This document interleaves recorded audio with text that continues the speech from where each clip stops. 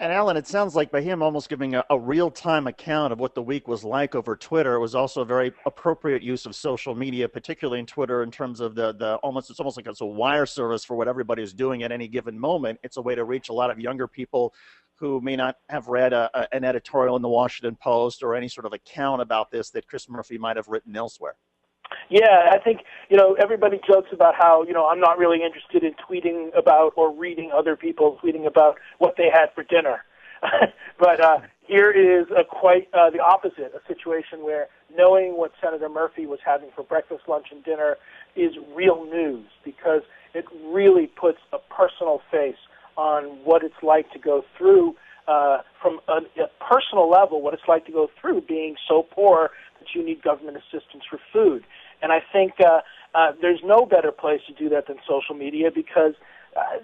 let's be honest, the press would not have covered this more than a 10-second reference at one point maybe. And here he was able to provide live reporting on it by himself. People picked it up on social media. It was spread around, and regardless of whether the mainstream press picked up on it, the lessons learned, the experience, the reality of what he was doing, and the implications of what he was doing for the upcoming vote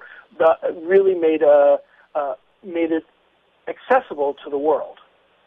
And Alan, to sort of step back to perhaps the 30,000-foot view, is that perhaps really where social media is going, that it allows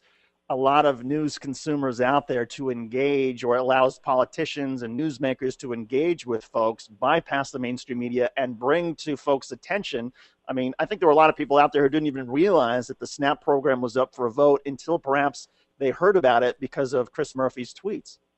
I think that's entirely true. We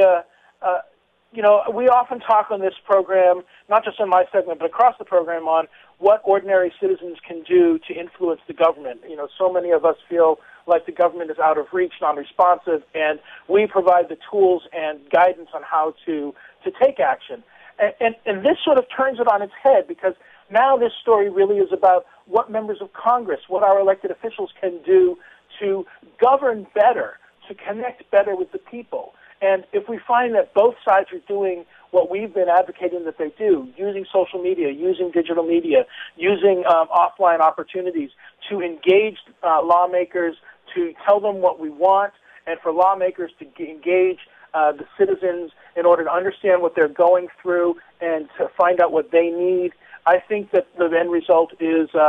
really a big plus for our country, for our economy, for our people, for our society.